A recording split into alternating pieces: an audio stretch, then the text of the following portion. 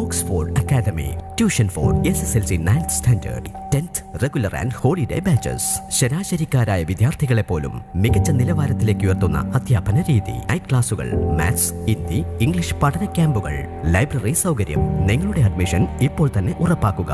Oxford Academy. For admission, contact 995691 hello മക്കളെ, എല്ലാവർക്കും ഞങ്ങളുടെ പുതിയൊരു വീഡിയോയിലേക്ക് സ്വാഗതം. ഞാൻ നിങ്ങളുടെ സ്വന്തം മാനോഫ്. അങ്ങനെ മക്കളെ, നമ്മൾ ജോഗ്രഫി റിവിഷൻ നടത്തി അവസാനം 7-8 ചാപ്റ്ററുകളിലേക്ക് എത്തിയിരിക്കുകയാണ്. 7ാമത്തെ ചാപ്റ്റർ എന്ന് പറഞ്ഞാൽ മക്കളെ നിങ്ങൾക്കറിയാമല്ലോ, ഇന്ത്യ ലാൻഡ് ഓഫ് ഡൈവേഴ്സിറ്റീസ്, അതായത് വൈവിധ്യങ്ങളുടെ ഇന്ത്യ. അതേപോലെ തന്നെ 8ാമത്തെ chapter resource wealth of India, അതായത് സാമ്പത്തിക ഭൂമിശാസ്ത്രം. ഇന്ത്യ സാമ്പത്തിക ഭൂമിശാസ്ത്രം. ഈ 2 ചാപ്റ്ററിൽ നിന്ന് നമുക്ക് വരാൻ സാധ്യതയുള്ള ഒരു ക്വസ്റ്റ്യൻ 4 മാർക്കിന്റെ മാപ്പിന്റെ ചോദ്യമായിരുന്നു. അത് നമ്മൾ തൊട്ട് മുമ്പ് തന്നെ ഒരു വീഡിയോ ചെയ്തു. കാണാത്തവരാരെങ്കിലും ഉണ്ടെങ്കിൽ SSLC ജോഗ്രഫി എന്ന നമ്മുടെ പ്ലാലിസ്റ്റ് നോക്കിയാൽ മാപ്പ് റീഡിങ്ങിന്റെ വീഡിയോ നമുക്ക് കിട്ടും. സിമ്പിൾ ആയിട്ട് നിങ്ങൾക്ക് മാപ്പ് ഉണ്ടാക്കി പഠിക്കാം. 4 മാർക്ക്, ഈ 2 ചാപ്റ്ററിനും കൂടി വരുന്ന 4 മാർക്ക് നമുക്ക് സ്കോർ ചെയ്യാൻ പറ്റും. ഇനി നമുക്ക് നമ്മുടെ വീഡിയോയിലേക്ക് വരാം. ഈ വീഡിയോയിൽ ഞാൻ നിങ്ങൾക്കായിട്ട് ഒരു 12ഓളം ചോദ്യങ്ങൾ ഒരുക്കിയിട്ടുണ്ട്. ഈ ചോദ്യങ്ങളിൽ നിന്നും നിങ്ങൾക്ക് 2 ചോദ്യങ്ങൾ നാളത്തെ പരീക്ഷയ്ക്ക് വരും. ആ ചോദ്യങ്ങൾ ഉറപ്പായിട്ടും 3 മാർക്കിനായിരിക്കും. അങ്ങനെ 3 മാർക്കിന്റെ 2 ചോദ്യങ്ങളാണ് നമുക്ക് ഈ 2 പാഠങ്ങളിൽ നിന്ന് വരിക. അങ്ങനെ 6 മാർക്ക് നമുക്ക് സ്കോർ ചെയ്യാൻ പറ്റും മക്കളെ. സോ നമുക്കറിയാം 7ാമത്തെ ചാപ്റ്ററിൽ നിന്നും നമുക്ക് ടോട്ടൽ 7 മാർക്കിനാണ് ചോദ്യം വരുന്നത്. ആ 7 മാർക്കിൽ 1 മാർക്ക് വൺ വേർഡ് ക്വസ്റ്റ്യൻ ആയിരിക്കും. അതുപോലെ തന്നെ ബാക്കി 3 മാർക്ക് എന്ന് പറഞ്ഞു കഴിഞ്ഞാൽ അത് മാപ്പിനായിരിക്കും. അത് കഴിഞ്ഞുള്ള 3 മാർക്കായിരിക്കും ഒരു വൺ വേർഡ് ക്വസ്റ്റ്യൻ. ഇനി 8ാമത്തെ ചാപ്റ്ററിലേക്ക് വന്നാൽ ടോട്ടൽ 5 മാർക്കിന്റെ ചോദ്യങ്ങളാണ് നിങ്ങൾക്ക് വരിക. അതിൽ 1 മാർക്കിന്റെ ചോദ്യം ഒരു വൺ വേർഡ് ക്വസ്റ്റ്യൻ ആയിരിക്കും. മറ്റ് 1 മാർക്കിന്റെ ബാക്കിയുള്ള 1 മാർക്കിന്റെ ചോദ്യം എന്ന് പറഞ്ഞാൽ അത് മാപ്പിലെ ഒരു പോർട്ട്, ഒരു തുറമുഖമായിരിക്കും. ഇനി ബാക്കി 3 മാർക്കിന് ഒരു ചോദ്യം കൂടി വരും. അപ്പം ആ ചോദ്യങ്ങൾ 3 മാർക്കിന്റെ ആ ചോദ്യങ്ങളാണ് നമ്മൾ ഈ വീഡിയോയിലൂടെ ഡിസ്കസ് ചെയ്യാൻ പോകുന്നത്. കുറേ വലിയ ചാപ്റ്ററാണ്, 2 ചാപ്റ്ററും ഒരുപാട് വലുതാണ്. അതിൽ കുറേ അരിച്ചു പെറുക്കിയതിനു ശേഷം എനിക്ക് വരാൻ സാധ്യതയുണ്ടെന്ന് എനിക്ക് തോന്നുന്ന 99% എനിക്ക് ഉറപ്പ് തോന്നുന്ന അത്രയും ഇമ്പോർട്ടൻ്റ് ആയിട്ടുള്ള കുറച്ച് ചോദ്യങ്ങൾ മാത്രം, 12 ചോദ്യങ്ങൾ മാത്രമാണ് ഞാൻ ഇവിടെ ഉൾപ്പെടുത്തിയിരിക്കുന്നത്. 2 ചാപ്റ്ററിനും ഏതാണ്ട് 5-6 ക്വസ്റ്റ്യൻസ് ഒക്കെ ഞാൻ എടുത്തിട്ടുള്ളൂ. സോ നമുക്ക് ആ ചോദ്യങ്ങളിലൊക്കെ ഷട്ടേ എന്ന് പറഞ്ഞ് കിടക്കാം. ഇതെന്തായാലും പഠിച്ചിട്ട് മക്കളെ ബാക്കിയുള്ള ചോദ്യങ്ങൾ നിങ്ങൾ പഠിച്ചാൽ മതി കേട്ടോ. So first question, trans Himalayan നിരകളെ കുറിച്ചുള്ള ഒരു കുറിപ്പ് എഴുതാനായിരിക്കും മിക്കവാറും നിങ്ങൾക്ക് ചോദിക്കുക. എന്താണ് മക്കളെ ട്രാൻസ് ഹിമാലയൻ നിരകൾ? സിമ്പിൾ ആണല്ലേ. ഉത്തരപർവ്വത മേഖല, അതായത് നോർത്തേൺ മൗണ്ടെയിൻ സിസ്റ്റത്തെ നമ്മൾ 3 പർവ്വത നിരകളായിട്ട് തരംതിരിച്ചിട്ടുണ്ട്, 3 മൗണ്ടെയിൻ റേഞ്ചസ് ആയിട്ട്. അതിൽ ഏറ്റവും ടോപ്പിൽ വരുന്ന കാശ്മീരിന്റെ ഭാഗത്ത് വ്യാപിച്ചു കിടക്കുന്ന ഒരു മൗണ്ടെയിൻ സിസ്റ്റമാണ് ട്രാൻസ് ഹിമാലയൻ നിരകൾ. അതിന് തൊട്ട് താഴെയായി കാശ്മീർ മുതൽ അങ്ങ് അരുണാചൽ പ്രദേശ് വരെ വ്യാപിച്ചിരിക്കുന്ന ഇന്ത്യയിലെ ഏറ്റവും വലിയ മൗണ്ടെയിൻ റേഞ്ചസ് ആണ് ദ ഹിമാലയാസ് എന്നറിയപ്പെടുന്ന ഹിമാലയൻ നിരകൾ. ഇനി ഇന്ത്യയുടെ ഈസ്റ്റേൺ റേഞ്ചസിൽ, നോർത്ത് ഈസ്റ്റ് റീജിയൻ അല്ലെങ്കിൽ വടക്ക് കിഴക്ക് ഭാഗത്ത് മാത്രമായി നിലകൊള്ളുന്ന കൊച്ചു കൊച്ചു മൗണ്ടെയിൻസ് ചേർന്ന ഒരു ഭാഗമാണ് ഈസ്റ്റേൺ ഹിൽസ് അല്ലെങ്കിൽ ഈസ്റ്റേൺ ഐലാൻഡ്സ് അഥവാ കിഴക്കൻ മലനിരകൾ എന്നറിയപ്പെടുന്നത്. ആ ചോദ്യമാണ് നമുക്ക് നമ്മുടെ മോഡൽ എക്സാമിന് ചോദിച്ചത്. കിഴക്കൻ മലനിരകളായതുകൊണ്ട് തന്നെ ഇപ്രാവശ്യം നിങ്ങൾക്ക് ചോദിക്കാൻ സാധ്യതയുള്ളത് നമ്മുടെ ട്രാൻസ് ഹിമാലയൻ നിരകളെ കുറിച്ചോ അതല്ലെങ്കിൽ ഹിമാലയൻ നിരകളെ കുറിച്ചോ ആയിരിക്കും. അപ്പൊ എന്തായാലും ഈ 2 ചോദ്യങ്ങളും ഞാൻ ഈ വീഡിയോയിൽ ഉൾപ്പെടുത്തിയിട്ടുണ്ട്. ഫസ്റ്റ് നമുക്ക് ട്രാൻസ് ഹിമാലയൻ നിരകളിലേക്ക് പോവാം. ട്രാൻസ് ഹിമാലയൻ നിര നോർത്തേൺ മൗണ്ടെയിൻ സിസ്റ്റം അഥവാ ഉത്തരപർവ്വത മേഖലയുടെ ഒരു ഭാഗമാണെന്ന് നമ്മൾ മനസ്സിലാക്കി. ഇതിൽ പ്രധാനമായിട്ടും 3 മൗണ്ടെയിൻസ് ആണ് മക്കളെ ഉള്ളത്: കാരക്കോറം, ലഡാക്ക്, സസ്കർ. അപ്പം ഈ 3 മൗണ്ടെയിൻസിനെയും വരച്ച് നമ്മൾ നേരത്തെ മാപ്പിന്റെ ചാപ്റ്ററിൽ പഠിച്ചതാണ്. അപ്പൊ അതുകൊണ്ട് തന്നെ ഈ 3 നിങ്ങൾക്ക് പരിചയം ഉണ്ടാവില്ലടാ. മലയാളം മീഡിയത്തിൽ പറയുന്നുണ്ട് ഇവിടെ കാരക്കോറം, ലഡാക്ക്, സസ്കർ, സെയിം പേരുകളാണ്. ദെൻ മൗണ്ട് കേറ്റോ അറിയാലോ, ഗോഡ്വിൻ ആസ്റ്റിൻ എന്ന പേരിലും അറിയപ്പെടുന്ന മൗണ്ട് കേറ്റോ. ഞാൻ ഈ പറയുന്ന വീഡിയോകളിലൊക്കെ വൺ വേർഡ് ക്വസ്റ്റ്യൻസ് നിങ്ങൾക്ക് വരാൻ സാധ്യതയുണ്ട്. അപ്പൊ അതുകൊണ്ട് കൃത്യമായിട്ട് പഠിച്ചു പോവുക. ഇന്ത്യയിലെ ഏറ്റവും ഹയസ്റ്റ് മൗണ്ടെയിൻ പീക്ക് മനസ്സിലാക്കുക. ഹയസ്റ്റ് പീക്ക്, ഇന്ത്യയിലെ ഏറ്റവും ഉയരം കൂടിയ കൊടുമുടി, ഏറ്റവും ഉയരം കൂടിയ കൊടുമുടി ഏതാണെന്ന് നിങ്ങളോട് ചോദിച്ചാൽ നിങ്ങൾ പറയണം മൗണ്ട് കേറ്റോ അഥവാ ഗോഡ്വിൻ ആസ്റ്റിൻ. മിക്കവാറും വൺ വേർഡ് ക്വസ്റ്റ്യൻ വരാൻ ചാൻസ് ഉണ്ട്. ഇനി ഇതേപോലെ തന്നെ മറ്റൊരു ചോദ്യം ചിലപ്പോൾ നിങ്ങൾക്ക് ചോദിക്കും, highest Himalayan peak in India, ഇന്ത്യയിലെ ഏറ്റവും ഉയരം കൂടിയ ഹിമാലയൻ കൊടുമുടി ഏതാണെന്ന്. അപ്പൊ നിങ്ങൾ ഈ ഉത്തരം എഴുതി വെക്കരുത്. അപ്പോൾ ഉത്തരം കാഞ്ചൻജംഗയാണ്. കാഞ്ചൻജംഗ ലോകത്തിലെ ഏറ്റവും ഉയരം കൂടിയ കൊടുമുടി എവറസ്റ്റ് ആണെങ്കിൽ ഇന്ത്യയിലെ ഏറ്റവും ഉയരം കൂടിയ ഹിമാലയൻ കൊടുമുടി കാഞ്ചൻജംഗയാണ്. എന്നാൽ ഇന്ത്യയിലെ ഏറ്റവും ഉയരം കൂടിയ കൊടുമുടി ഹയസ്റ്റ് പീക്ക് എന്ന് മാത്രം വന്നാൽ മൗണ്ട് കേറ്റോ അതായത് ഗോഡ്വിൻ ആസ്റ്റിൻ ആണെന്ന് മനസ്സിലാക്കുക. കാരണം ഗോഡ്വിൻ ആസ്റ്റിൻ സ്ഥിതി ചെയ്യുന്ന ട്രാൻസ് ഹിമാലയത്തിലാണ്, കാഞ്ചൻജംഗ സ്ഥിതി ചെയ്യുന്നത് ദ ഹിമാലയാസ് എന്നറിയപ്പെടുന്ന ഹിമാലയത്തിലാണ്. രണ്ടും 2 ഏരിയയിലാണ്, അത് മനസ്സിലാക്കുക കേട്ടോ. Then the average height of the trans Himalaya is 6000 metre. വെറും 3 പോയിന്റുകൾ, ഈ 3 പോയിന്റ് എഴുതിയാൽ നിങ്ങൾക്ക് 3 മാർക്ക് കിട്ടി മക്കളെ. 3 മാർക്കിന്റെ ചോദ്യങ്ങൾക്ക് നിങ്ങൾ 3 പോയിന്റ് പഠിച്ചാൽ മതി. എല്ലാത്തിലും 3 പോയിന്റ് പഠിക്കുക ഈ 3 മാർക്കിന്റെ ചോദ്യങ്ങൾക്കൊക്കെ. ഓക്കെ, ഇനി മക്കളെ നമ്മൾ അടുത്തതായിട്ട് പഠിക്കാൻ പോകുന്നത് ഹിമാലയൻ റേഞ്ചസിന്റെ ഉപവിഭാഗങ്ങളെ കുറിച്ചാണ്. നിങ്ങൾക്ക് ചിലപ്പോൾ ഡയറക്റ്റ് ആയിട്ട് ചോദിക്കും write a note about the Himalayas, അതായത് ഹിമാലയൻ നിരകളെ കുറിച്ച് ഒരു കുറിപ്പ് എഴുതാൻ വേണ്ടി ഡയറക്റ്റ് ആയിട്ട് നിങ്ങളോട് ചോദിച്ചേക്കാം. അതല്ലെങ്കിൽ അതിന്റെ ഓരോ ഉപവിഭാഗങ്ങളിൽ ഏതെങ്കിലുമൊക്കെ പേര് തന്നിട്ട് ഒന്നുകിൽ ഹിമാദ്രിയെ കുറിച്ച് ചോദിച്ചേക്കാം, അല്ലെങ്കിൽ ഹിമാചലിന്റെ ഫീച്ചേഴ്സ് ചോദിച്ചേക്കാം, അല്ലെങ്കിൽ സിവാലിക്കിന്റെ സവിശേഷതകൾ ഫീച്ചേഴ്സ് ചോദിച്ചേക്കാം. എങ്ങനെ ചോദിച്ചാലും നിങ്ങൾ ഇനി പറയുന്ന ചോദ്യങ്ങളുടെ ഉത്തരങ്ങളാണ് പഠിക്കേണ്ടത്. നമുക്കറിയാം ഹിമാലയാസിനെ നമ്മൾ 3 മൗണ്ടൻ റേഞ്ചസ് ആയിട്ടാണ് തരംതിരിച്ചിട്ടുള്ളത്. ഏതൊക്കെയാണ് മക്കളെ ഹിമാലയത്തിന്റെ 3 ഉപവിഭാഗങ്ങൾ? ഹിമാദ്രി, ഹിമാചൽ, സിവാലിക്. നേരത്തെ നമ്മൾ വരച്ചു പഠിച്ചുല്ലേ, കാശ്മീർ മുതൽ അങ്ങ് അരുണാചൽ പ്രദേശ് വരെയുള്ള ഇന്ത്യയുടെ വടക്ക് ഭാഗം മുതൽ വടക്ക് കിഴക്ക് ഭാഗം അല്ലെ, നോർത്ത് മുതൽ നോർത്ത് ഈസ്റ്റ് വരെ സ്പ്രെഡ് ചെയ്ത് കിടക്കുന്ന വലിയ ഏകദേശം 2500ഓളം കിലോമീറ്റർ നീണ്ടു കിടക്കുന്ന മൗണ്ടൻ റേഞ്ചസ് ആണ് ഇതൊക്കെ അല്ലേ. സോ നമുക്ക് നോക്കാം ഹിമാദ്രിയുടെ പ്രത്യേകത. ദ ഹയസ്റ്റ് മൗണ്ടൻ റേഞ്ച്, അതായത് ഹിമാലയൻ പർവ്വതനിരകളിൽ ഏറ്റവും ഉയരം കൂടിയതാണ് ഹിമാദ്രി എന്ന് പറയുന്നത്. അടുത്ത പോയിന്റ് ഇറ്റ്സ് ആവറേജ് ആൾട്ടിറ്റ്യൂഡ്, അതായത് ആവറേജ് ഹൈറ്റ്. ആൾട്ടിറ്റ്യൂഡ് എന്ന് പറയുന്നത് ഹൈറ്റ് എന്ന് മനസ്സിലാക്കേണ്ടത് എത്രയാ? 6000 മീറ്റർ ആണ്. നേരത്തെ നമ്മൾ ട്രാൻസ് ഹിമാലയൻ മൗണ്ടൻ റേഞ്ചിന്റെ ആവറേജ് ഹൈറ്റും 6000 മീറ്റർ ആണ് പഠിച്ചത്. അതുപോലെ തന്നെ ഹിമാദ്രിയുടെയും ആവറേജ് ഹൈറ്റ് ശരാശരി ഉയരം എത്രയാ? 6000 മീറ്റർ. മനസ്സിലാക്കി പഠിച്ചാൽ മതി. Then origin of reverse Ganga and Brahmaputra, അതായത് ഈ ഹിമാദ്രി എന്ന് പറയുന്ന പർവ്വത നിരയുടെ ഫുൾ ടൈം മഞ്ഞാണ് അവിടെ, നല്ല ഹൈറ്റ് അല്ലേ. അപ്പോൾ അവിടുത്തെ ഹിമാനികളിൽ നിന്നാണ് ഗംഗയും ബ്രഹ്മപുത്രയും ഒഴുകി വരുന്നത്. അപ്പോൾ നിങ്ങൾ അവിടെ വൺ വേർഡ് ക്വസ്റ്റ്യൻസ് മനസ്സിലാക്കുക. ഗംഗാ നദിയുടെ ഒറിജിൻ, ഉത്ഭവം എവിടെ നിന്നാണെന്ന് ചോദിച്ചു കഴിഞ്ഞാൽ ഗോമുഖ് അല്ലെങ്കിൽ ഗായ്മുഖ് എന്ന് പറഞ്ഞ ഗുഹയിൽ നിന്നാണ്. അവിടെ ഗംഗോത്രി എന്നറിയപ്പെടുന്ന ഒരു ഗ്ലേഷ്യർ, ഒരു ഹിമാനി ഉണ്ട്. ആ ഹിമാനിയിൽ നിന്നാണ് ഗംഗാ നദിയുടെ ഉത്ഭവം. അതുപോലെ തന്നെ ബ്രഹ്മപുത്രയുടെ ഒറിജിൻ, ബ്രഹ്മപുത്ര നദിയുടെ ഉത്ഭവം എവിടെയാണെന്ന് ചോദിച്ചാൽ ചെമയുങ്ദുങ് എന്നു പേരുള്ള ഒരു ഗ്ലേഷ്യർ, ഒരു ഹിമാനിയിൽ നിന്നാണെന്നാണ്. അപ്പോൾ അത് മനസ്സിലാക്കി വെക്കാൻ ഞാൻ അവസരം വന്നപ്പോൾ പറഞ്ഞതേ ഉള്ളൂ. സോ ഗംഗ യമുന നദികൾ ഉത്ഭവിക്കുന്നത് എവിടെ വെച്ചിട്ടാണ്? നമ്മുടെ ഈ ഒരു ഹിമാദ്രി നിരകളിൽ നിന്നാണ്. Then has the number of peaks above 8000 metres. Kanchenjunga, Nanda Devi. ഞാൻ പറഞ്ഞു ഹിമാലയത്തിലാണ് കാഞ്ചൻജംഗയൊക്കെ സ്ഥിതി ചെയ്യുന്നത്. 8000 മീറ്ററിലധികം ഉയരമുള്ള കാഞ്ചൻജംഗയെ പോലുള്ള കൊടുമുടികൾ ഇവിടെ സ്ഥിതി ചെയ്യുന്നു. അപ്പൊ നിങ്ങൾക്ക് ഈ 4 പോയിന്റുകൾ പഠിക്കണമെന്നില്ല. നിങ്ങൾക്ക് ആദ്യത്തെ 3 പോയിന്റ് അറിയുമെങ്കിൽ ആദ്യത്തെ 3 പോയിന്റ് പഠിച്ചോ. 3 പോയിന്റ് മതി 3 മാർക്കിന്. ഇനി ഹിമാലയൻ റേഞ്ചസിന്റെ, ഹിമാലയൻ നിരകളുടെ ഭാഗമായ രണ്ടാമത്തെ മൗണ്ടെയിൻ ആണ് ഹിമാചൽ. ഓക്കെ, അപ്പൊ ഹിമാചലിന്റെ പ്രത്യേകത നമുക്ക് നോക്കാം. ഹിമാദ്രി നിരകളുടെ പകുതിയോളം, ഏകദേശം പകുതിയോളം ഹൈറ്റ് മാത്രമേ ഹിമാചലിലുള്ളൂ. ഒരുപാട് ജനവാസങ്ങൾ നിറഞ്ഞ, നല്ല സുഖവാസ കേന്ദ്രങ്ങളൊക്കെ നിറഞ്ഞ, എപ്പോഴും നല്ല താമസിക്കാനൊക്കെ നല്ല അടിപൊളി ക്ലൈമറ്റ് ഉള്ള, നമ്മളൊക്കെ ടൂറിന് പോകാൻ ആഗ്രഹിക്കുന്ന പ്രദേശം കൂടിയാണ് ഹിമാചൽ എന്ന് പറഞ്ഞ ഏരിയ. സോ നോക്കേ, situated to the south of the Himadri. ഹിമാദ്രിക്ക് തൊട്ട് താഴെ, തൊട്ട് തെക്കായിട്ട്, സൗത്ത് ഭാഗത്തായിട്ടാണ് ഇത് സ്ഥിതി ചെയ്യുന്നത്.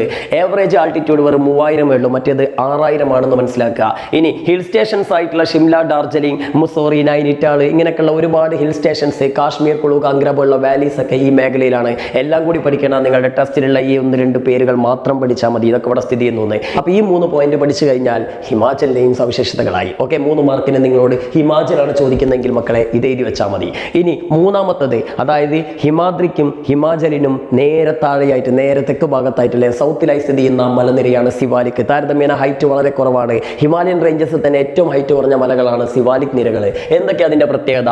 ഇത് ഏകദേശം situated to the south of Himachal, ഹിമാചലിന് തെക്ക് ഭാഗത്തായിട്ടാണ് സ്ഥിതി ചെയ്യുന്നത്. 1 പോയിന്റായി, 1 മാർക്കായി. ദെൻ ആവറേജ് ആൾട്ടിറ്റ്യൂഡ് 1220, ഏകദേശം 1220 മീറ്റർ മാത്രമാണ് ഇതിന്റെ ഹൈറ്റ് ഉള്ളത്. അതേപോലെ ഹിമാലയൻ റിവേഴ്സ്, ഒരുപാട് ഹിമാലയത്തിൽ നിന്ന് വരുന്ന നദികളുണ്ടല്ലോ, സിന്ധു, ഗംഗ, ബ്രഹ്മപുത്ര, പിന്നെ അതിന്റെ ട്രിബ്യൂട്ടറീസ് ആയിട്ടുള്ള ഈ പറഞ്ഞ ഒരുപാട് നദികൾ, യമുനയൊക്കെ പോലുള്ള ഒരുപാട് നദികൾ, ഇങ്ങനെ ആയിരക്കണക്കിന് നദികൾ ഇങ്ങനെ ഒഴുകി വരുന്നതുകൊണ്ട് തന്നെ ഈ മല ഇങ്ങനെ കട്ട് ചെയ്ത് കുറെ വാലീസ് ക്രിയേറ്റ് ചെയ്യപ്പെടുന്നത്. അപ്പം മുറിഞ്ഞാണ് ഈ ഒരു പർവ്വതനിര കാണപ്പെടുന്നത് എന്നാണ് പറഞ്ഞത്. ബ്രേക്സ് അല്ലേ, അതിങ്ങനെ അവിടെ ഇവിടെയൊക്കെ എന്ത് ചെയ്യുന്നുണ്ട്? മുറിഞ്ഞു പോകുന്നുണ്ട്. ഇങ്ങനെ മല ഇങ്ങനെ എന്ത് ചെയ്യുന്നു? ഒരു ഭാഗം വന്ന് ഒരു ഭാഗം കട്ട് ചെയ്ത് ഇതിൻ്റെ ഇടയിൽ കൂടിയൊക്കെ റിവർ ഇങ്ങനെ ഒഴുകി പോവാണ്. ഇതാണ് ഈ സിവാലിക് എന്ന് പറഞ്ഞ നിരയുടെ പ്രത്യേകതകൾ. അടുത്ത point, broad flat valleys seen along these ranges are called duns. ഡൂണുകൾ എന്നറിയപ്പെടുന്ന വിശാലമായിട്ടുള്ള, വളരെ സ്റ്റീപ്പ് ആയിട്ടുള്ള, ചെരിഞ്ഞ കുറെ താഴ്വരകൾ അവിടെ സ്ഥിതി ചെയ്യുന്നുണ്ട്. അതിന് എക്സാമ്പിൾ ആണ് ഡെറാഡൂൺ. ഉത്തരാഖണ്ഡ് എന്ന സ്റ്റേറ്റിന്റെ തലസ്ഥാനം കൂടിയാണ് ഈ ഡെറാഡൂൺ. അതുകൂടി ഓർത്തു വെക്കുക. അപ്പോൾ ഇതിലേതെങ്കിലും ഒരു 3 പോയിന്റ്, ആദ്യത്തെ 3 പോയിന്റ് തന്നെ പഠിച്ചാൽ മതി. ഡൂണുകളൊന്നും നിങ്ങൾ പഠിക്കണം നിർബന്ധമില്ല. പക്ഷെ എന്നാലും 1 പോയിന്റ് മനസ്സിലാക്കുക. ചിലപ്പോൾ 1 വേർഡ് ക്വസ്റ്റ്യൻസ് ആയിട്ട് നിങ്ങളോട് ചോദിച്ചേക്കാം. ഡൂണുകൾ എന്നറിയപ്പെടുന്ന വാലി സ്ഥിതി ചെയ്യുന്നത് ഏത് മലയിലാണെന്ന് ചോദിച്ചു കഴിഞ്ഞാൽ അത് സിവാലിക് റേഞ്ചസിലാണെന്ന് മനസ്സിലാക്കുക. അതല്ലെങ്കിൽ സിവാലിക് റേഞ്ചസിൽ കാണപ്പെടുന്ന സ്റ്റീപ്പ് ആയിട്ടുള്ള, ഫ്ലാറ്റ് ആയിട്ടുള്ള വാലീസിന്റെ പേരെന്താണെന്ന് ചോദിച്ചാൽ അത് ഡൂൺസ് ആണെന്നും മനസ്സിലാക്കുക. ആ സ്പെല്ലിംഗ് ഒക്കെ ഒന്ന് ശ്രദ്ധിച്ചോണ്ടി, DUNS. ഓക്കെ. ഈ മക്കളെ 3 മാർക്കിന് നിങ്ങൾക്ക് വരാൻ സാധ്യതയുള്ള ഒരു ക്വസ്റ്റ്യൻ റിവേഴ്സിനെ കുറിച്ചാണ്.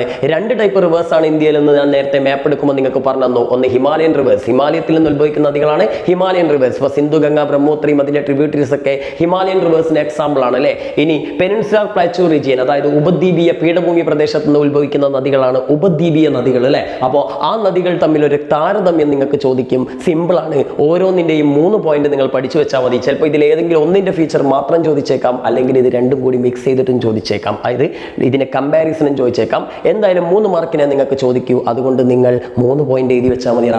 So originate from the Himalayan mountain ranges, ഹിമാലയത്തിൽ നിന്നാണ് ഉത്ഭവിക്കുന്നത്. പ്രശ്നം കഴിഞ്ഞു. മലയാളം മീഡിയം ഇവിടെ താഴെ കൊടുത്തിട്ടുണ്ട്. അപ്പം മറ്റേത് എവിടുന്ന പെനിൻസുലാർ റീജിയനിൽ നിന്നാണ്, പെനിൻസുലാർ പ്ലാറ്റൂ ഉപദ്വീപീയ പീഠഭൂമിയിലെ മലനിരകളിൽ നിന്നാണ് ഉത്ഭവിക്കുന്നത്. പോയിന്റ് സിമ്പിൾ അല്ലേ. ഇതിനടുത്തെന്താ, എക്സ്റ്റെൻസീവ് കാച്ച്മെന്റ് ഏരിയ, നല്ല മഴ ലഭിക്കുന്ന അതിവിസ്തൃതമായ വൃഷ്ടി പ്രദേശം. അതായത് നമുക്കറിയാം ഹിമാലയൻ മേഖല എന്നൊക്കെ പറഞ്ഞാൽ നല്ല മഴ കിട്ടുന്ന സ്ഥലങ്ങളാണല്ലേ. അപ്പം നല്ല അതിവിസ്തൃതമായ വൃഷ്ടി പ്രദേശം, അല്ലെങ്കിൽ വൃഷ്ടി എന്ന് പറഞ്ഞാൽ തന്നെ മഴ എന്നാണ് അർത്ഥം. കാച്ച്മെന്റ് ഏരിയ കേട്ടോ, ഇൻ ഇംഗ്ലീഷാണ് കാച്ച്മെന്റ് ഏരിയ. അപ്പം നല്ല മഴ ലഭിക്കുന്ന പ്രദേശങ്ങളിലൂടെയാണ് ഇത് ഒഴുകുന്നത്. എന്നാൽ ഇവിടെയോ കമ്പാരിറ്റീവ്ലി സ്മോളർ കാച്ച്മെന്റ് ഏരിയ, താരതമ്യേന വിസ്തൃതി കുറഞ്ഞ വൃഷ്ടി പ്രദേശമാണ്. അപ്പം ഇവിടൊക്കെ മൈനസ് ആണ്, ഇവിടൊക്കെ പ്ലസ് ആണെന്ന് മനസ്സിലാക്കുക. ഇതിന് നേരെ ഓപ്പോസിറ്റ് ആണ് അപ്പുറത്തുനിന്ന് മനസ്സിലാക്കിയാൽ മതി. നേരത്തെ ഇന്റൻസീവ് ഇറോഷൻ, അതായത് ഹിമാലയൻ നദികൾക്കൊക്കെ നല്ല സ്പീഡാണ്. പോരാത്തതിന് ഹിമാലയത്തിലെ പാറകൾക്കൊക്കെ ഉറപ്പും കുറവാണ്. അപ്പം അതുകൊണ്ട് ഇറോഷൻ, ഈ പാറകളൊക്കെ പൊടിഞ്ഞു പോകുന്നതിനാണ് നമ്മൾ ഇറോഷൻ എന്ന് പറയാം. അപ്പം ഈ ഇറോഷൻ അല്ലെങ്കിൽ അപരദനം കുറെ കൂടുതലാണ്, അപരദന തീവ്രത കൂടുതൽ. അപ്പൊ ഇപ്പുറത്ത് എന്തായിരിക്കും, intensity of erosion is less, അതായത് അപരദന തീവ്രത കുറവാണ്. ഇവിടെ കൂടുതലാണെങ്കിൽ അവിടെ കുറവാണ്. അപ്പൊ ഈ 3 പോയിന്റ് പഠിച്ചാൽ പ്രശ്നം കഴിഞ്ഞു. വേണം ഒരു പോയിന്റ് കൂടി നോക്കേ. എന്നാൽ ഇവിടെ നമുക്ക് ചെറിയൊരു പോയിന്റ് നോക്കാം. ഹൈ ഇറിഗേഷൻ പൊട്ടൻഷ്യൽ, അതായത് ജലസേചന സാധ്യത കൂടുതലാണ് എന്ന് പറഞ്ഞാൽ ഈ നദികളിൽ ഇഷ്ടം പോലെ ഡാമുകളും മറ്റുള്ളതൊക്കെ ഉണ്ട്. കാരണം ഇഷ്ടം പോലെ ആഴവും വെള്ളവും ഒക്കെ ഉള്ള നദിയാണ്. അപ്പൊ ഡാമുകളൊക്കെ ഇഷ്ടം പോലെ ഉണ്ട്. എന്നാൽ ഇവിടെ ഇറിഗേഷൻ സാധ്യത കുറവാണ് എന്നാണ് പറഞ്ഞത്. ഇനി അടുത്ത പോയിന്റ് വളരെ സിമ്പിൾ ആണ്. നാവിഗബിൾ അലോങ് ദ പ്ലെയിൻസ്, സമതലങ്ങളിലൂടെ ഈ നദികളിലൂടെ ഒരുപാട് കപ്പലുകളും ബോട്ടുകളൊക്കെ ഒഴുകുന്നുണ്ട്. നല്ല എന്താണ്, ഉൾനാടൻ ജലഗതാഗതങ്ങൾക്ക് അനുയോജ്യമാണ്. ഉൾനാടൻ ജലഗതാഗതം അല്ലെങ്കിൽ ഇൻലാൻഡ് നാവിഗേഷൻ എന്ന് പറഞ്ഞാൽ നദികളിലൂടെയുള്ള ജലഗതാഗതത്തെയാണ് നമ്മൾ ഇൻലാൻഡ് നാവിഗേഷൻ അല്ലെങ്കിൽ ഉൾനാടൻ ജലഗതാഗതം എന്ന് പറയുന്നത്. അത് ഈ നദികളിൽ കുറവാണ്. കാരണം എന്താണ്, ഈ നദികളിൽ വേണ്ടത്ര എന്തില്ലടാ, ആഴമില്ല. അപ്പം അതുകൊണ്ട് വലിയ വലിയ കപ്പലുകൾക്കും ബോട്ടുകൾക്കൊന്നും ഈ നദികളിലൂടെ കൂടുതൽ സഞ്ചരിക്കാൻ കഴിയുന്നില്ല. അപ്പം ഇതിലേതെങ്കിലും നിങ്ങൾക്ക് ഇഷ്ടമുള്ളൊരു 3 പോയിന്റ് മക്കളെ പഠിച്ചു വെക്കാൻ വരാൻ സാധ്യതയുണ്ട് കേട്ടോ. ഇനി സമാനമായ ഒരു ചോദ്യമാണ് ഇന്ത്യയുടെ കോസ്റ്റൽ പ്ലെയിൻസ് അല്ലെങ്കിൽ തീരപ്രദേശങ്ങളെ കുറിച്ചുള്ള ചോദ്യം. ഇന്ത്യക്ക് 2 തീരപ്രദേശങ്ങളാണ് ഉള്ളത്. നമുക്കറിയാം ഇന്ത്യയുടെ ഷേപ്പ് ഇങ്ങനെയല്ലടാ അല്ലേ. അപ്പൊ ഇപ്പുറത്ത് അറബിക്കടലാണ്, അപ്പുറത്ത് ഏതാ, ബേ ഓഫ് ബംഗാൾ, ബംഗാൾ ഉൾക്കടലാണ്. സോ ഈ അറബിക്കടലിനോട് ചേർന്നുള്ള തീരം, നമ്മുടെ കേരളം ഉൾപ്പെടെയുള്ള ഈ തീരമാണ് വെസ്റ്റേൺ കോസ്റ്റ് അഥവാ പടിഞ്ഞാറൻ തീരം എന്ന് പറയുന്നത്.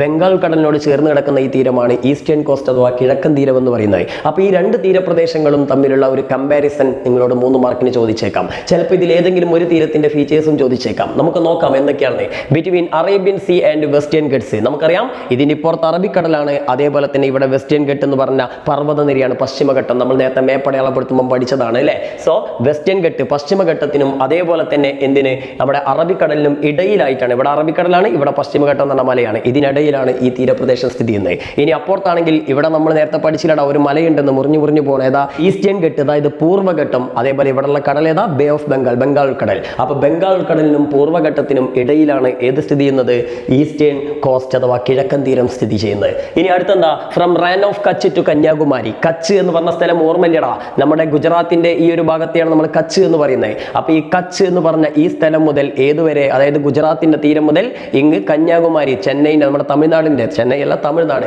തമിഴ്നാടിന്റെ ഏറ്റവും തെക്കേ അറ്റത്തിനെയാണ് നമ്മൾ കന്യാകുമാരി എന്ന് പറയുന്നത് അല്ലെ. കേട്ടിട്ടുണ്ടാവും, ഇന്ത്യയുടെ തന്നെ ഏറ്റവും തെക്കേ അറ്റമാണ് കന്യാകുമാരി അല്ലെ. ഇന്ത്യയുടെ എന്ന് പറഞ്ഞാൽ ഇന്ത്യൻ പെനിൻസുലയുടെ, ഇന്ത്യൻ ഉപദ്വീപിന്റെ തെക്കേ അറ്റമാണ്.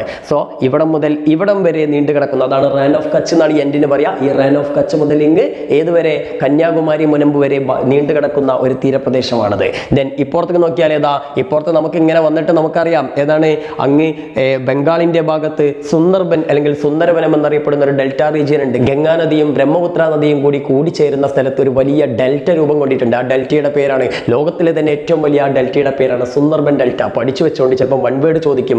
ലോകത്തിലെ ഏറ്റവും വലിയ ഡെൽറ്റ സ്ഥിതി ചെയ്യുന്നത് ഇന്ത്യയിലും ബംഗ്ലാദേശിലുമായിട്ടാണ്. ആ ഡെൽറ്റയുടെ പേരാണ് സുന്ദർബൻ ഡെൽറ്റ. ആ ഡെൽറ്റ ഉണ്ടാക്കുന്ന 2 നദികൾ നമ്മുടെ ഗംഗാ നദിയും ബ്രഹ്മപുത്ര നദിയും കൂടി ചേർന്നിട്ടാണ്. അപ്പൊ എന്തായാലും ഈ സുന്ദർബൻ ഡെൽറ്റ മുതൽ ഇങ്ങ് കന്യാകുമാരി വരെയുള്ള ഈ ഏരിയയാണ് എന്ത് ചെയ്യുന്നത്, നമ്മുടെ ഈസ്റ്റേൺ കോസ്റ്റിന്റെ ഭാഗം. അതാണ് ഇവിടെ പറഞ്ഞത്, Sundarban delta region to Kanyakumari. രണ്ടും കൂട്ടിമുട്ടുന്നത് കന്യാകുമാരിയിലാണ്. കാരണം ഇതല്ലേ എൻഡിങ് അല്ലേ. അപ്പൊ 2 തീരപ്രദേശങ്ങളും കൂടി കൂട്ടിമുട്ടുന്ന സ്ഥലം കൂടിയാണ് നമ്മുടെ കന്യാകുമാരി. ഇനി 3ാമത്തെ പോയിന്റ് ഒക്കെ കമ്പാരിറ്റീവ്ലി നേരോ. നമ്മുടെ വെസ്റ്റേൺ കോസ്റ്റ് ഉണ്ടല്ലോ നമ്മുടെ കേരളം ഉൾപ്പെടെയുള്ള ഇത് താരതമ്യേന മെലിഞ്ഞിട്ട നമ്മുടെ കേരളത്തിനൊക്കെ തീരപ്രദേശങ്ങൾ കണ്ടില്ലേ, വളരെ ചെറിയ തീരപ്രദേശങ്ങളാണ്. എന്നാൽ ഇങ്ങ് ഈസ്റ്റിലേക്ക് വന്നാൽ കുറച്ചുകൂടി വീതിയുള്ള ബീച്ചുകളും തീരപ്രദേശങ്ങളും നമുക്ക് കാണാം. അപ്പോൾ താരതമ്യേന എന്താണ്, കമ്പാരിറ്റീവ്ലി വൈഡ് ആണ്, സിമ്പിൾ ആടാ. ഇനി അടുത്തെന്താ, can be divided into Gujarat coast, Konkan coast, പിന്നെ മലബാർ കോസ്റ്റ്. അതായത് ഈ പറഞ്ഞിട്ടുള്ള തീരങ്ങളെ നമുക്ക് മൂന്നായിട്ട് ഡിവൈഡ് ചെയ്യാം. ഈ ഗുജറാത്തിന്റെ ഭാഗത്തിനെ ഗുജറാത്ത് കോസ്റ്റ് എന്ന് പറയും. ഗുജറാത്ത് കഴിഞ്ഞാൽ ഈ മഹാരാഷ്ട്ര മുതൽ ഏകദേശം നമ്മുടെ കേരളത്തിന്റെ അറ്റം വരെ അല്ലെങ്കിൽ മംഗലാപുരം റീജിയൻ വരെയുള്ള ആ ഒരു ഭാഗത്തിന് നമ്മൾ കൊങ്കൺ കോസ്റ്റ് എന്നാണ് പറയുക. കൊങ്കൺ റെയിൽവേ എന്നൊക്കെ നിങ്ങൾ കേട്ടിട്ടുണ്ടാവും. ദെൻ അത് കഴിഞ്ഞാൽ മംഗലാപുരത്തിന്റെ റീജിയൻ മുതൽ ഏകദേശം നമ്മുടെ കേരളത്തിന്റെ ഈ ഒരു കന്യാകുമാരി വരെയുള്ള ഈ ഒരു ഭാഗത്തെയാണ് നമ്മൾ മലബാർ കോസ്റ്റ് എന്ന് പറയാം. നമ്മളൊക്കെ മലബാരികളല്ലടാ. അപ്പം Malabar cost, Konkan cost, Gujarat cost, ഇങ്ങനെ 3 തീരപ്രദേശങ്ങളായിട്ടാണ് നമ്മൾ വെസ്റ്റേൺ കോസ്റ്റിനെ, പടിഞ്ഞാറൻ തീരത്തെ വേർതിരിച്ചിരിക്കുന്നത്. ടെസ്റ്റിൽ ഇതിന്റെ മാപ്പ് കറക്റ്റായിട്ട് കൊടുത്തിട്ടുണ്ട് കേട്ടോ. ഇനി ഈസ്റ്റേൺ കോസ്റ്റിനെ നമ്മൾ 2 ആയിട്ടാണ് തരംതിരിച്ചിരിക്കുന്നത്. അത് നോർത്തേൺ സിർക്കാർസ്, പിന്നെ കോറമന്റൽ കോസ്റ്റ്. അങ്ങ് ഏത് മുതൽ ഈ പറഞ്ഞ കന്യാകുമാരി മുനമ്പ് മുതൽ ഏകദേശം കൃഷ്ണാനദി അറിയില്ലേ, നമ്മൾ നേരത്തെ മരച്ചു പഠിച്ച് കൃഷ്ണാനദിയെ നർമ്മദയുടെ നേരത്തായുള്ള ഉണ്ട ഭാഗം ഇങ്ങനെ കൂർത്ത് കിടക്കുന്ന ഭാഗമില്ലടാ, അവിടെയുള്ള കൃഷ്ണാനദി. ആ കൃഷ്ണാനദിയുടെ ഡെൽറ്റ പ്രദേശം എന്ന് പറഞ്ഞാൽ കൃഷ്ണാനദി കടലുമായിട്ട്, ബേ ഓഫ് ബംഗാൾ കടലുമായിട്ട്, അതായത് ബംഗാൾ കടലുമായിട്ട് കൂടിച്ചേരുന്ന ആ ഡെൽറ്റ വരെയുള്ള ഈ ഭാഗത്തിനാണ് നമ്മൾ കോറമന്റൽ തീരം എന്ന് പറയുന്നത്. അപ്പോൾ തമിഴ്നാടിൻ്റെയൊക്കെ തീരം കോറമന്റൽ തീരം എന്ന പേരിലാണ് അറിയപ്പെടുന്നത്.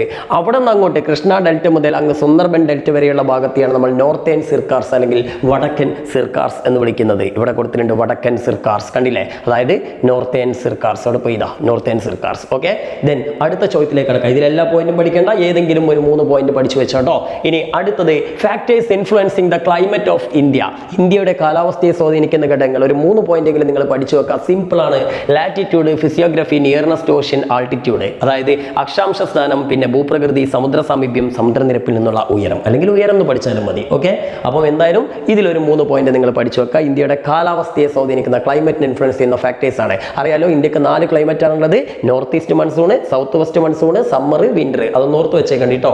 ഇനി നെക്സ്റ്റ് ചാപ്റ്ററിലേക്ക് വന്നാൽ, അപ്പോൾ ആ ചാപ്റ്ററിന് 3 മാർക്കിന് അത്രയും ചോദ്യങ്ങളാണ് ഞാൻ പ്രതീക്ഷിക്കുന്നത്. ഒരുപാട് ചോദ്യങ്ങൾക്ക് സാധ്യതയുള്ള ചാപ്റ്ററാണ്. എന്നാലും എല്ലാം കൂടി പറയുന്നതിൽ ഒരു ത്രിൽ ഇല്ലല്ലോ. മാക്സിമം വരാൻ ചാൻസ് ഉള്ള ചോദ്യങ്ങളാണ് ഞാൻ ഉൾപ്പെട്ടിരിക്കുന്നത്.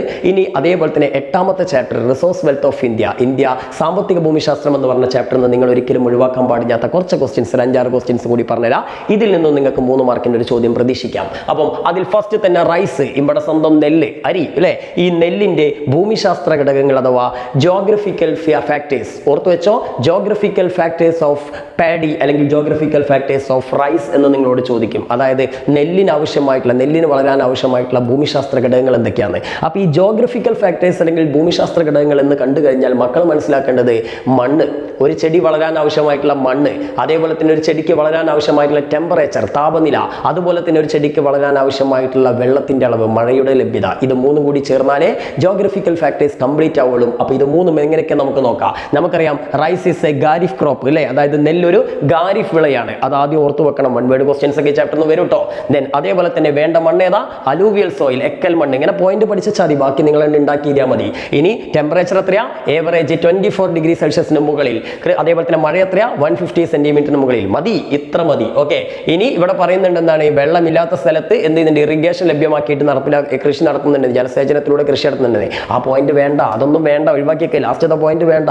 നമുക്ക് മണ്ണ് കിട്ടി, മഴ കിട്ടി, ടെമ്പറേച്ചർ താപനിലയും കിട്ടി, അത് മതി. പിന്നെ ഖാരിഫ് വിളയാണെന്നുള്ളൊരു പോയിന്റ് കിട്ടിയാണ്, അത്ര മതിയിടോ. ഓക്കെ, അപ്പം നെല്ലിന്റെ കാര്യത്തിൽ നിങ്ങൾ അത്ര പഠിച്ചാൽ മതി. ഇനി സമാനമായ രീതിയിൽ നിങ്ങൾക്ക് ചോദ്യം വരാം, നെല്ല് വന്നിട്ടില്ലെങ്കിൽ ഗോതമ്പ്. ചിലപ്പോൾ ഇത് 2 കൂടി താരതമ്യം ചെയ്യാനും ചോദിച്ചേക്കാം. ഇത് 2ന്റെയും വളരാൻ ആവശ്യമായിട്ടുള്ള ജോഗ്രഫിക്കൽ ഫാക്ടേഴ്സ്, ഭൂമിശാസ്ത്ര ഘടകങ്ങൾ ചിലപ്പോൾ താരതമ്യം ചെയ്യാൻ ചോദിച്ചേക്കാം. അതല്ലെങ്കിൽ ചിലപ്പോൾ ചോദിക്കും കേരളത്തിൽ എന്തുകൊണ്ട് ഗോതമ്പ് കൃഷി ചെയ്യുന്നില്ല എന്ന്. അപ്പം നിങ്ങൾക്ക് പറയണം ഗോതമ്പിന്റെ ഭൂമിശാസ്ത്ര ഘടകങ്ങൾ ഇന്നതാണ്. ഈ ഒരു ഭൂമിശാസ്ത്രമല്ല കേരളത്തിലുള്ളത്. കേരളത്തിൽ നല്ല മഴ ലഭിക്കുന്ന, അതേപോലെ തന്നെ എക്കൽ മണ്ണിന്റെ അളവൊക്കെ കുറവുള്ള കേരളത്തിൽ നല്ല മഴ ലഭിക്കുന്ന, അതേപോലെ തന്നെ കൂടുതൽ വെള്ളം കെട്ടി നിൽക്കുന്ന ടൈപ്പ് മണ്ണാണ് കൂടുതലുള്ളത്. സ്വാഭാവികമായിട്ടും ഗോതമ്പിന് വളരാൻ ആവശ്യമായിട്ടുള്ള ആ ഒരു ടെമ്പറേച്ചർ അല്ല കേരളത്തിലുള്ള. കേരളത്തിൽ കൂടുതൽ താപനില കൂടുതലാണ്, മഴ കൂടുതലാണ്. അതുകൊണ്ട് ഗോതമ്പ് ഇവിടെ വളരൂല. അതേപോലെ തന്നെ രാജസ്ഥാൻ പോലുള്ള പ്രദേശങ്ങളിൽ നിന്നുകൊണ്ട് നെല്ല് കൃഷി ചെയ്യുന്നില്ല എന്ന് നിങ്ങളോട് ചോദിച്ചേക്കാം. അപ്പോൾ നിങ്ങൾ പറയണം നെല്ലിന് 150 സെന്റിമീറ്ററിൽ കൂടുതൽ മഴ ആവശ്യമുണ്ട്. അതേപോലെ വെള്ളം കെട്ടി നിൽക്കുന്ന, അതായത് വെള്ളം അത്ര പെട്ടെന്ന് ഊർന്നു പോവാത്ത അലൂവിയൽ സോയിൽ, എക്കൽ മണ്ണ് അല്ലെങ്കിൽ ക്ലേ സോയിൽ, കളിമണ്ണ് പോലുള്ളതിലാണ് നെല്ല് കൂടുതൽ വളരുക. അങ്ങനെയുള്ള മണ്ണല്ല രാജസ്ഥാൻ രാജസ്ഥാനിലുള്ളത്. അപ്പോൾ അതുകൊണ്ടാണ് അവിടെ നെല്ല് വളരാത്തത്. അപ്പോൾ ആ രീതിയിലൊക്കെ ഏതെങ്കിലും രീതിയിൽ ഈ ഒരു പോർഷൻ നിങ്ങൾക്ക് ചോദ്യം വരാൻ സാധ്യതയുണ്ട്. അപ്പോൾ ഇതൊക്കെ അപ്ലിക്കേഷൻ ലെവലിലെ ചോദ്യം കൂടി ഈ ഭാഗത്ത് നിങ്ങൾ മനസ്സിലാക്കി വെക്കുക. സോ ഇവിടെ നോക്ക്, wheat is the second major food product produced in India, rabi crop. അപ്പോൾ നിങ്ങൾ ഇങ്ങനെ സെക്കൻഡ് ലാർജസ്റ്റ് എന്നൊന്നും പറയണ്ട. നെല്ല് കഴിഞ്ഞാൽ ഏറ്റവും കൂടുതൽ നമ്മൾ കഴിക്കുന്ന വീറ്റാണ്. അതെല്ലാവർക്കും അറിയാം. അത് എഴുതണമെന്നില്ല. നിങ്ങൾ എഴുതേണ്ട മെയിനായിട്ട് എന്താ, wheat is A rabi crop. Wheat ഒരു റാബി വിളയാണ്. തണുപ്പ് കാലത്ത് കൃഷി ചെയ്യുന്ന വിളയാണ് റാബി ക്രോപ്പിലെ റാബി വിള. ഇതിനടുത്ത് എന്താ, ദ ക്രോപ്പ് പിന്നെ വെൽ ഡ്രെയിൻഡ് അലൂവിയൽ സോയിൽ. അപ്പോൾ വീറ്റിനും അലൂവിയൽ സോയിൽ, ഗോതമ്പിനും എക്കൽ മണ്ണ് തന്നെയാണ് വേണ്ടത്. പക്ഷെ നെല്ലിന്റെ നേരെ ഓപ്പോസിറ്റാ. വീറ്റിന് വേണ്ട എക്കൽ മണ്ണിന്റെ പ്രത്യേകത എന്താ, വെള്ളം പെട്ടെന്ന് വാർന്നു പോകണം. വെൽ ഡ്രെയിൻഡ് എന്നാ പറഞ്ഞത്, വെള്ളം വാർന്നു പോകണം എന്നാ പറഞ്ഞത്. വെള്ളം കെട്ടിക്കരുത്. നെല്ലിനാണെങ്കിൽ ഡ്രെയിൻ ചെയ്യരുത്, വെള്ളം കെട്ടി നിൽക്കണം അല്ലേ. ഇതിനടുത്ത് എന്താ, ഈ ക്രോപ്പിന് ടെമ്പറേച്ചർ എത്ര വേണമെന്നാ പറഞ്ഞത്, 10 ഡിഗ്രിക്കും 26 ഡിഗ്രിക്കും ഇടയിലുള്ള, അല്ലെങ്കിൽ 10 മുതൽ 26 ഡിഗ്രി സെൽഷ്യസ് ടെമ്പറേച്ചർ വേണം. നെല്ലിനേക്കാൾ വളരെ കുറച്ച് ടെമ്പറേച്ചർ മതി എന്നാ പറഞ്ഞത്. അതേപോലെ 75 സെന്റിമീറ്റർ റെയിൻഫാൾ ആണ് എന്ത് വേണ്ടത്, ഈ ഒരു ഗോതമ്പിന് വേണ്ടത്. നെല്ലിനോ 150 സെന്റിമീറ്റർ ആകും. ഇപ്പം നെല്ലിന് ആവശ്യമുള്ള പകുതിയോളം മഴ മാത്രം എന്തിന് കിട്ടിയാൽ മതി, ഗോതമ്പിന്. അതുകൊണ്ടാണ് നല്ല മഴകളോടത്തൊന്നും ഗോതമ്പ് നമുക്ക് കൃഷി ചെയ്യാൻ പറ്റാത്തത്. മനസ്സിലായില്ല മക്കളെ? ഇനി അടുത്തത് കോട്ടണോപോളിസ് എന്നറിയപ്പെടുന്ന, വൺ വേർഡ് ക്വസ്റ്റ്യൻ വരാൻ ചാൻസ് ഉള്ള ഒരു ക്വസ്റ്റ്യൻ ആണ്. കോട്ടണോപോളിസ് എന്നറിയപ്പെടുന്ന ഇന്ത്യൻ നഗരം ഏതാണെന്ന്. അതാ പരുത്തിയുടെ നഗരം എന്നറിയപ്പെടുന്ന മുംബൈ ആണ് മക്കളെ. മുംബൈയാണ് നമ്മൾ കോട്ടണോപോളിസ് എന്ന് വിളിക്കുന്നത്. എന്തുകൊണ്ടാണ് മുംബൈയെ കോട്ടണോപോളിസ് എന്ന് വിളിക്കുന്നത് നിങ്ങൾക്കൊരു ചോദ്യം വരും. ആദ്യം നിങ്ങൾ മനസ്സിലാക്കേണ്ടത്, മുംബൈയിലാണ് ഏറ്റവും കൂടുതൽ കോട്ടൺ വസ്ത്രങ്ങൾ ഉൽപ്പാദിപ്പിക്കുന്നത്. കാരണം മുംബൈ സ്ഥിതി ചെയ്യുന്ന മഹാരാഷ്ട്രയിലാണ്. ശരിക്കും മനസ്സിലാക്കിക്കോ, മുംബൈ സ്ഥിതി ചെയ്യുന്ന മഹാരാഷ്ട്ര എന്ന് പറഞ്ഞ സംസ്ഥാനത്താണ്.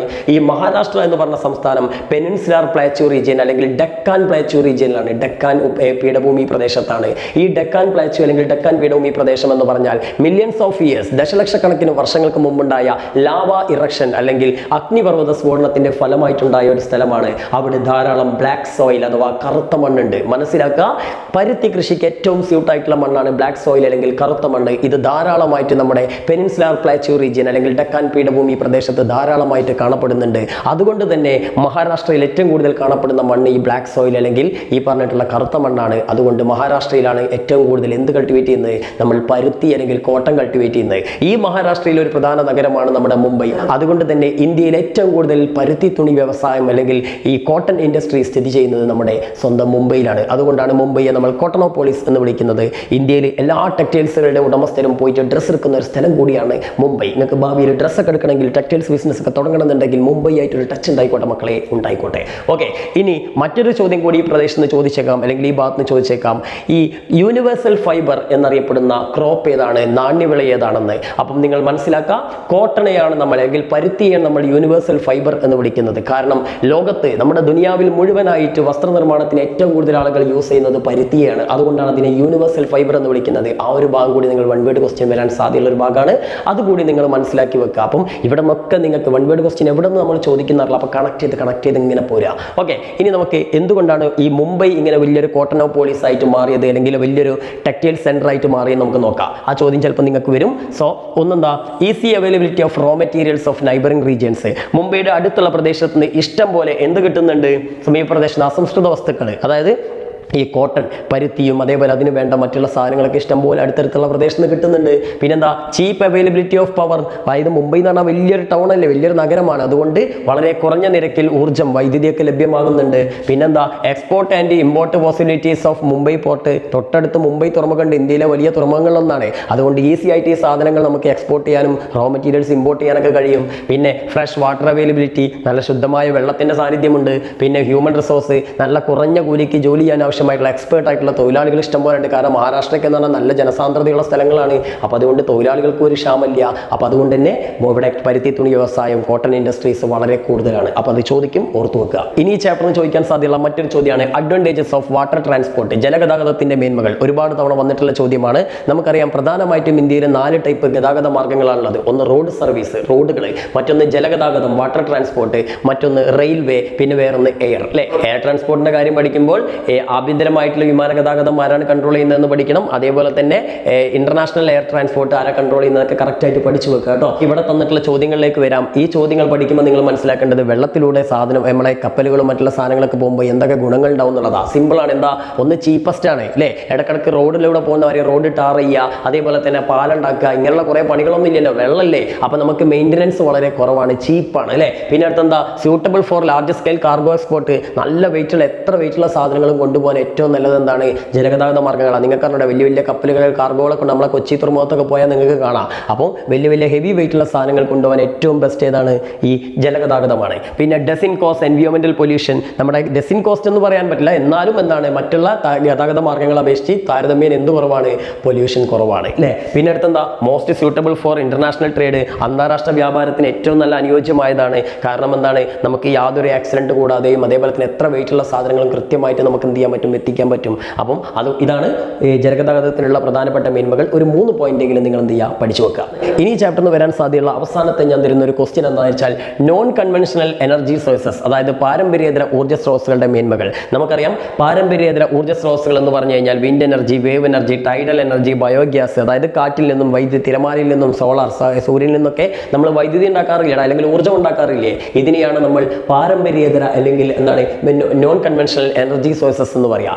എന്താണ് ഇതും കൺവെൻഷണൽ അല്ലെങ്കിൽ പരമ്പരാഗത ഊർജ്ജ സ്രോതസ്സും തമ്മിലുള്ള വ്യത്യാസം? നിങ്ങൾ ഫിസിക്സിലെ ലാസ്റ്റ് ചാപ്റ്ററിൽ പഠിച്ചിട്ടുണ്ടാവും. അതായത് പരമ്പരാഗതം അല്ലെങ്കിൽ കൺവെൻഷണൽ എന്ന് പറഞ്ഞാൽ പണ്ട് മുതലേ നമ്മൾ എനർജി ഉത്പാദിപ്പിക്കാൻ വേണ്ടി അല്ലെങ്കിൽ വൈദ്യുതിയൊക്കെ ഉണ്ടാക്കാൻ വേണ്ടി ഉപയോഗിക്കുന്ന മാർഗ്ഗങ്ങളുണ്ട്. എന്തൊക്കെയാ? പെട്രോള്, ഗ്യാസ്, ഡീസൽ, കോള്, കൽക്കരി, ഇങ്ങനെയൊക്കെയുള്ള സാധനങ്ങൾ, ഫോസിൽ ഫ്യൂവൽസ് എന്നറിയപ്പെടുന്ന ഈ സാധനങ്ങൾ ഉപയോഗിച്ചിട്ടാണ് പണ്ട് മുതലേ നമ്മൾ എനർജി ഉണ്ടാക്കല്. അപ്പോൾ അതുകൊണ്ട് എന്താ പ്രശ്നം? അതൊക്കെ ഉണ്ടായി വരണമെങ്കിൽ തന്നെ മില്യൺസ് ഓഫ് ഇയേഴ്സ് അല്ലേ, ദശലക്ഷക്കണക്കിന് വർഷങ്ങൾ ഭൂമിക്കടിയിൽപ്പെട്ട് ജീർണിക്കുന്ന സസ്യങ്ങളുടെയും ജന്തുക്കളുടെയൊക്കെ അവശിഷ്ടങ്ങൾ എന്നാണ് ഈ പറഞ്ഞിട്ടുള്ള ഫോസിൽ ഫ്യൂവൽസ്, ഫോസിൽ ഇന്ധനങ്ങൾ ഉണ്ടാവുക. അപ്പോൾ അതുകൊണ്ട് അത് ഉപയോഗിക്കുമ്പോൾ തീർന്നു പോകും. മാത്രമല്ല ഇതൊക്കെ കത്തുന്ന സമയത്ത് പലതരത്തിലുള്ള വിഷവാതകങ്ങൾ അന്തരീക്ഷത്തിലേക്ക് എത്തും, അന്തരീക്ഷ മലിനീകരണത്തിന് കാരണമാവും. പിന്നെ ഇത് ഈസിലി അവൈലബിൾ അല്ല, നല്ല ചെലവും കൂടുതലാണ്. എന്നാൽ ഈ പറഞ്ഞിട്ടുള്ള സോളാർ എനർജി ഉപയോഗിച്ചിട്ട്, വിൻഡ് എനർജി ഉപയോഗിച്ചിട്ട്, ജലം ഉപയോഗിച്ച് കണ്ടൊക്കെ നമ്മൾ വൈദ്യുതി ഉണ്ടാക്കുന്ന സമയത്ത് എന്താ സംഭവിക്കുക? അത് പരിസ്ഥിതിക്ക് കുറച്ചേ കോട്ടം തട്ടിക്കുകയുള്ളൂ, പരിസ്ഥിതിക്ക് ദോഷം വരുത്താൻ ചാൻസ് കുറവാണ്. പിന്നെ ഈസിലി അവൈലബിൾ ആണ്, താരതമ്യേന പൈസ കുറവാണ്, ചീപ്പാണ്, ഇങ്ങനെയൊക്കെയുള്ള കുറേ ഗുണങ്ങളുണ്ട്. ഇവിടെ പറയുന്നുണ്ട് എന്താ? ചീപ്പ് അല്ലേ, വില കുറവാണ്, റിന്യൂവബിൾ ആണ്, പെട്ടെന്ന് നമ്മൾ ഉപയോഗിക്കുന്നതനുസരിച്ച് തീർന്നു പോകുന്നില്ല, സൂര്യപ്രകാശമൊക്കെ തീർന്നു പോകുമോ? ഇല്ല. പിന്നെ അടുത്തെന്താ? ദീസ് ആർ എൻവയോൺമെന്റൽ ഫ്രണ്ട്ലി, പരിസ്ഥിതി സൗഹാർദ്ദപരമാണ്, പരിസ്ഥിതിക്ക് ദോഷം വരുത്തുന്നില്ല. പിന്നെ ഈസിലി അവൈലബിൾ ആണ്, എല്ലായിടത്തും ഈസിലി ആയിട്ട് അവൈലബിൾ ആണ്. അപ്പോൾ ഇതിലൊരു 3 പോയിന്റെങ്കിലും നിങ്ങൾ പഠിച്ചു വെക്കുക. എന്നാണ് നോൺ കൺവെൻഷണൽ എനർജി സോഴ്സസിന്റെ അല്ലെങ്കിൽ പാരമ്പര്യേതര ഊർജ്ജ സ്രോതസ്സുകളുടെ മേന്മകൾ, അഡ്വാൻറ്റേജസ്. ഓക്കെ മക്കളെ, നമ്മൾ 7-8 ചാപ്റ്ററുകൾ ഇതാ ഇവിടെ കഴിഞ്ഞിരിക്കുകയാണ്. ഇനി 9-10 ചാപ്റ്ററുകൾ കൂടി കഴിഞ്ഞാൽ നമ്മൾ ജോഗ്രഫിയുടെ ഒരു വലിയൊരു ടാസ്ക് അങ്ങോട്ട് അച്ചീവ് ചെയ്ത് കഴിയും. ഇത്രയും പഠിച്ചാൽ തന്നെ നിങ്ങൾക്ക് ജോഗ്രഫി എന്നുള്ള 40-ൽ 40 മാർക്കും കിട്ടുമെന്നാണ് എൻ്റെ വിശ്വാസം. എന്തായാലും എൻ്റെ വിശ്വാസം എന്നെയും എൻ്റെ മക്കളെയും എല്ലാവരെയും രക്ഷിക്കട്ടെ. അപ്പം വീഡിയോ ഇഷ്ടമായിട്ടുണ്ടെങ്കിൽ മക്കളെ ഷെയർ ചെയ്യുക, ലൈക്ക് ചെയ്യുക, സബ്സ്ക്രൈബ് ചെയ്യുക. അപ്പോൾ എല്ലാവർക്കും ഓൾ ദി ബെസ്റ്റ്.